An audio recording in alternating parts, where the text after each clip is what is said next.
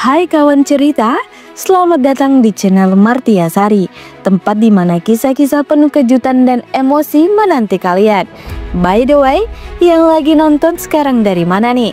Aku penasaran, tulis di komentar ya. Siapa tahu ada yang dari kota yang sama, atau mungkin dari tempat jauh yang gak terduga. Fadli adalah pria sederhana, pekerja keras, tetapi hidupnya penuh cobaan. Ia diremehkan, dipandang sebelah mata, dan seolah tidak punya harapan untuk lebih baik. Namun, segalanya berubah saat seorang janda kaya nan elegan bernama Bu Sandra hadir dalam hidupnya. Dalam sekejap, hidup Fadli berubah dari miskin menjadi penuh kemewahan. Tapi apakah ini benar-benar kebahagiaan? Inilah kisah seorang pria miskin yang menikahi janda kaya. Tetapi apa yang ia temukan di balik pernikahan ini benar-benar mengerikan. Terus simak video ini, jangan sampai ada yang terlewatkan. Di sebuah kota kecil yang selalu diselimuti hiruk-pikuk kesibukan, hiduplah seorang pria bernama Fadli. Hidupnya sederhana, sangat sederhana. Bahkan untuk sekedar makan enak di warung tepi jalan pun ia harus berpikir dua kali. Fadli bekerja sebagai petugas kebersihan di sebuah kantor besar. Setiap pagi, ia datang lebih awal, menyapu halaman, mengepel lantai, dan memastikan semuanya bersih sebelum karyawan lainnya datang. Namun, tak ada seorang pun yang benar-benar peduli kepadanya. Ia hanyalah bagian tak terlihat dalam kehidupan orang-orang sibuk itu. "Hati-hati, jangan sampai embermu mengenai sepatu mahalku," bentak seorang pegawai dengan jas rapi ketika tanpa sengaja Fadli berdiri terlalu dekat. "Maaf Pak," Fadli menunduk, lalu buru-buru menjauh. Kehidupan seperti ini sudah biasa bagi Fadli. Ia tahu, di mata orang lain, ia hanyalah seorang pria miskin yang tidak akan pernah punya masa depan cerah. Namun, ia tak pernah mengeluh. Ia percaya bahwa rezeki seseorang bisa datang dari arah yang tak terduga. Dan hari itu, keajaiban pun datang. Saat sedang membersihkan taman di depan kantor, seorang wanita turun dari mobil mewah berwarna hitam mengilap. Wanita itu sangat elegan. Tubuhnya ramping dengan gaun mahal yang membalut tubuhnya sempurna. Rambutnya tertata rapi dan matanya penuh wibawa. Dialah Bu Sandra, seorang janda kaya yang dikenal memiliki bisnis besar di kota itu. Saat melangkah masuk ke gedung, pandangan mata Bu Sandra tanpa sengaja bertemu dengan Fadli. Sekilas, ada sesuatu dalam tatapan Bu Sandra yang membuatnya tertegun. Seperti sebuah kenangan lama yang kembali muncul. "Kamu bekerja di sini?" tanya Bu Sandra dengan suara lembut tapi penuh ketegasan. Fadli sedikit terkejut. Seorang wanita sekaya ini memperhatikan dirinya. Iya Bu," jawab Fadli dengan sopan. Bu Sandra menatapnya dengan pandangan yang sulit ditebak. Lalu dengan senyuman samar, ia berkata, "Jaga kebersihan di sini ya. Kebersihan itu cerminan seseorang." Fadli hanya mengangguk. Namun sejak pertemuan itu, Bu Sandra mulai sering datang ke kantor. Anehnya, setiap kali datang, ia selalu meluangkan waktu untuk berbincang dengan Fadli meskipun hanya sebentar. Dari sekedar tegur sapa, berlanjut ke obrolan ringan. Dari obrolan ringan, berubah menjadi makan siang bersama. Dari makan siang bersama, tiba-tiba menjadi lebih dari sekedar teman biasa. Fadli tidak pernah menyangka hidupnya akan berubah secepat ini.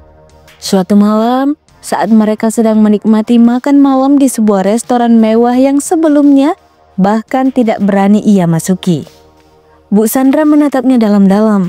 Tatapan itu bukan tatapan biasa. Ada sesuatu di baliknya, sesuatu yang terasa menghipnotis. Lalu, dengan suara tenang, Bu Sandra berkata, "Fadli, maukah kau menikah denganku?" Jantung Fadli hampir berhenti berdetak. Menikah dengan janda kaya seperti Bu Sandra? Fadli menatap wanita itu, mencari tanda-tanda bahwa ini hanya gurauan. Tapi wajah Bu Sandra serius. Matanya menatap lurus seolah sudah memikirkan keputusan ini sejak lama. Saya ini hanya seorang petugas kebersihan. Saya tidak pantas untuk Anda. Bu Sandra tersenyum kecil. Pantas atau tidak bukan masalah. Aku melihat sesuatu dalam dirimu, Fadli. Sesuatu yang berbeda dari semua pria lain. Dan pada akhirnya, Fadli menerima lamaran itu. Dunia Fadli seakan berputar dengan cepat. Baru kemarin ia hanya seorang petugas kebersihan yang diremehkan. Dan kini, ia akan menikahi seorang wanita kaya yang memiliki segalanya. Namun yang tak ia sadari adalah, hidupnya baru saja masuk ke dalam permainan yang jauh lebih berbahaya dari yang pernah ia bayangkan. Awalnya, Fadli merasa ini seperti mimpi yang menjadi kenyataan. Setiap pagi, ia terbangun di tempat tidur empuk yang ukurannya 2 kali lipat dari kamar kosnya dulu. Sarapan disajikan oleh pelayan dan setiap kebutuhannya terpenuhi tanpa harus bersusah payah. Namun, semakin lama ia tinggal di rumah itu, semakin banyak hal yang terasa aneh. Fadli menyadari satu hal, rumah ini terlalu sepi. Meskipun sangat besar, tak pernah ada tamu yang datang. Tidak ada saudara, tidak ada teman, bahkan para tetangga pun seolah tidak mengenal keberadaan rumah ini. Saat ia mencoba bertanya kepada Bu Sandra tentang keluarganya, wanita itu hanya tersenyum tipis dan menjawab singkat, "Mereka sudah tidak ada." Jawaban itu membuat bulu kuduk Fadli meremang. Namun, ia mencoba untuk tidak terlalu memikirkan hal itu. Mungkin Bu Sandra memang sudah lama sendiri dan ia enggan membicarakan masa lalunya. Namun ada satu hal yang lebih membuatnya resah. Rumah ini meskipun luas, tidak terasa hidup. Para pelayan rumah selalu bekerja dengan kepala tertunduk, seolah takut akan sesuatu. Tak pernah ada canda tawa atau obrolan santai. Jika Fadli mencoba mengajak mereka berbicara lebih dalam, mereka hanya menjawab dengan singkat dan segera pergi. Suatu malam, Fadli mendapati sesuatu yang membuatnya semakin curiga. Setelah mereka resmi menikah, ia mengira hidupnya akan seperti pasangan suami istri pada umumnya. Namun, setiap malam, tepat pukul 12, Bu Sandra selalu bangun dari tempat tidur dan pergi ke sebuah ruangan di ujung koridor lantai 2. Ruangan itu selalu terkunci dan Fadli dilarang keras untuk mendekatinya. "Jangan pernah masuk ke ruangan itu, Fadli," kata Bu Sandra dengan nada yang tak bisa ditawar. "Apapun yang terjadi, jangan pernah mencoba membukanya." Fadli hanya mengangguk saat itu. Meskipun dalam hatinya ada banyak pertanyaan, mengapa ada satu ruangan yang tak boleh disentuh? Suatu ruangan yang begitu dirahasiakan. Apa yang ada di dalamnya? Malam demi malam, Fadli memperhatikan rutinitas aneh istrinya itu. Setiap pukul 12 malam, ia akan masuk ke dalam ruangan dan baru keluar setiap pukul 3 pagi. Yang lebih aneh, setiap kali ia kembali ke kamar, ada aroma aneh yang menempel di tubuhnya, seperti bau dupa atau sesuatu yang terbakar. Fadli semakin penasaran. Suatu siang, ia mencoba berbicara dengan seorang pelayan tua yang sudah bekerja lama di rumah itu. Namanya Pak Jono. Pria itu sudah beruban dan terlihat sangat lelah. Tapi sorot matanya seolah menyimpan banyak rahasia. "Pak Jono, boleh saya tanya sesuatu?" kata Fadli saat mereka berada di dapur. Pak Jono melirik ke sekelilingnya sebelum berbisik. "Tuan muda, sebaiknya tidak terlalu banyak bertanya." "Kenapa?" "Karena ada hal-hal yang lebih baik tidak diketahui," jawabnya dengan nada bergetar. Fadli semakin curiga. "Pak Jono, tolong, saya harus tahu apa yang ada di ruangan itu. Kenapa Bu Sandra selalu ke sana tengah malam?" Pak Jono diam sejenak lalu berkata, "Kalau tuan muda ingin tetap hidup bahagia, jangan pernah masuk ke ruangan itu." Lalu, pria tua itu pergi, meninggalkan Fadli dengan segudang pertanyaan yang semakin memenuhi kepalanya. Malam berikutnya, Fadli terbangun oleh suara aneh.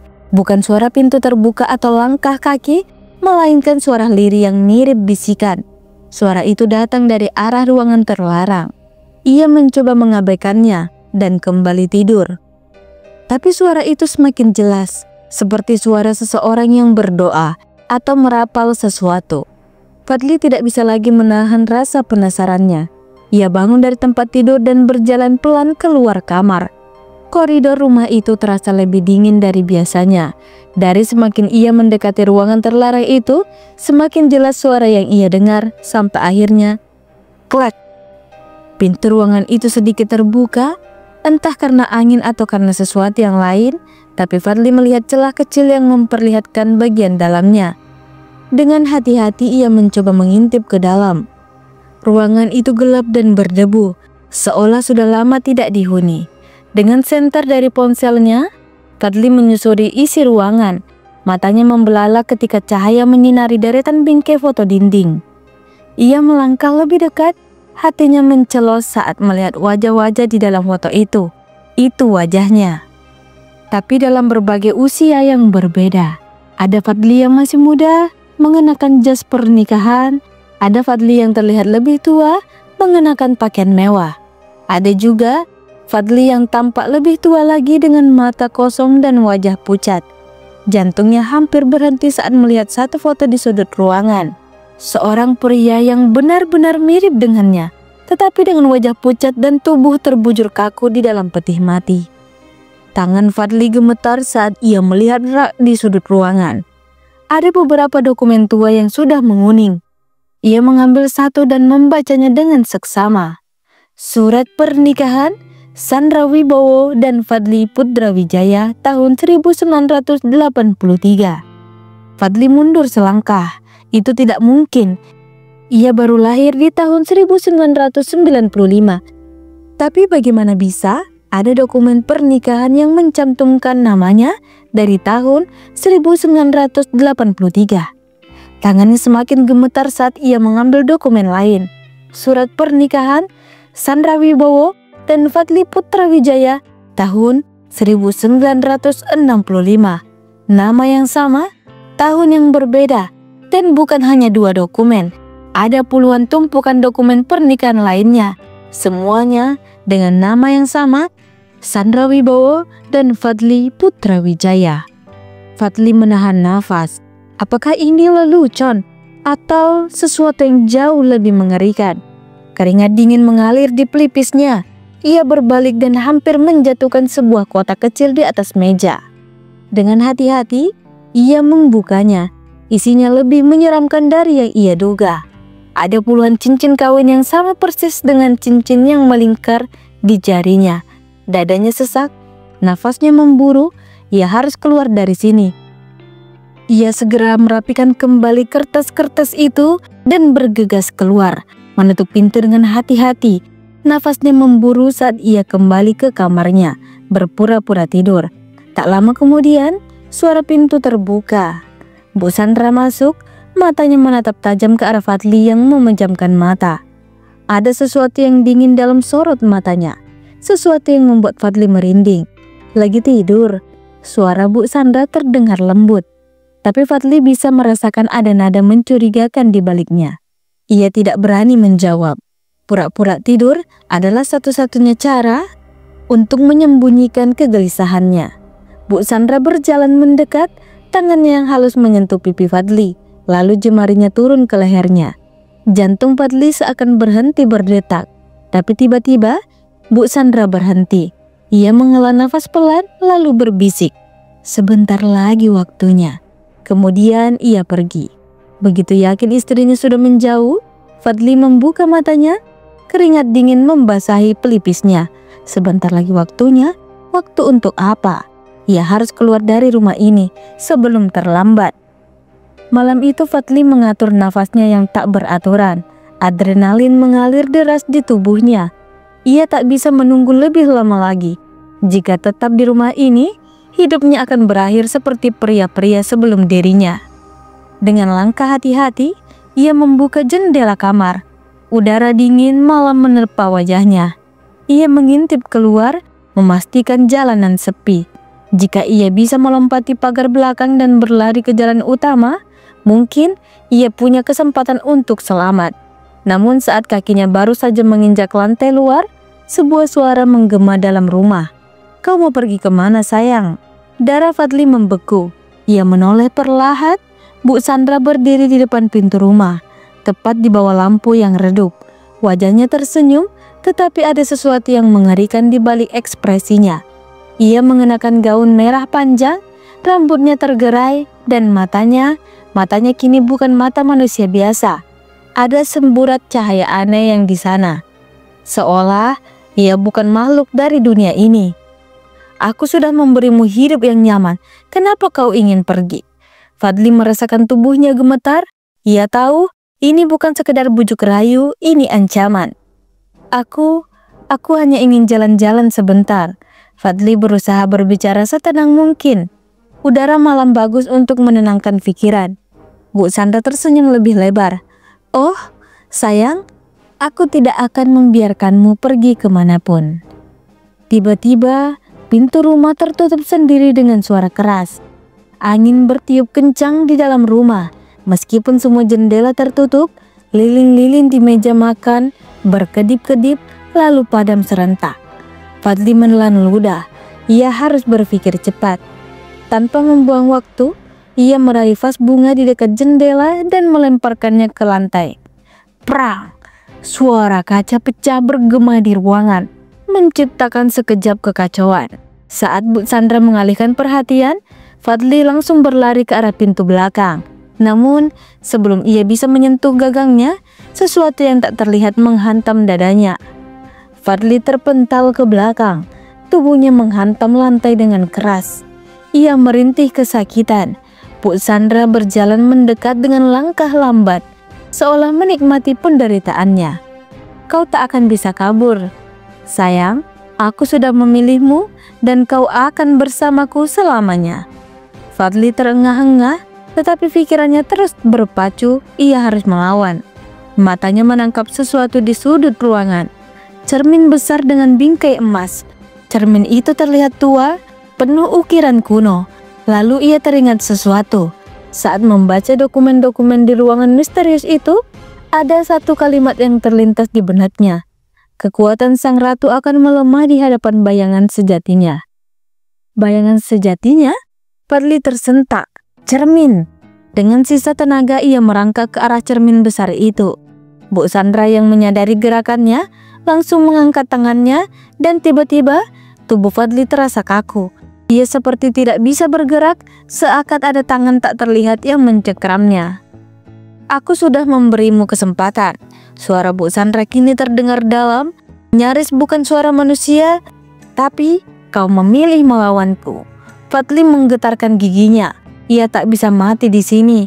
Dengan sekuat tenaga, ia menjatuhkan dirinya ke arah cermin besar itu. Dak! Saat tubuhnya menyentuh permukaan kaca, sesuatu yang aneh terjadi. Cermin itu bergetar hebat. Cermin itu pecah berkeping-keping dan seketika terdengar jeritan memilukan dari Bu Sandra. Fadli berbalik dan melihat wanita itu melayang di udara. Tubuhnya semakin mengecil, wajahnya berubah menjadi sosok yang hancur dan tua. "Tidak!" Tubuh Bu Sandra terhisap ke dalam pecahan cermin, lalu semuanya hening. Fadli terjatuh, nafasnya tersengal, rumah yang tadinya terasa angker kini menjadi dingin dan kosong. Bu Sandra sudah lenyap, atau apakah ini benar-benar sudah berakhir?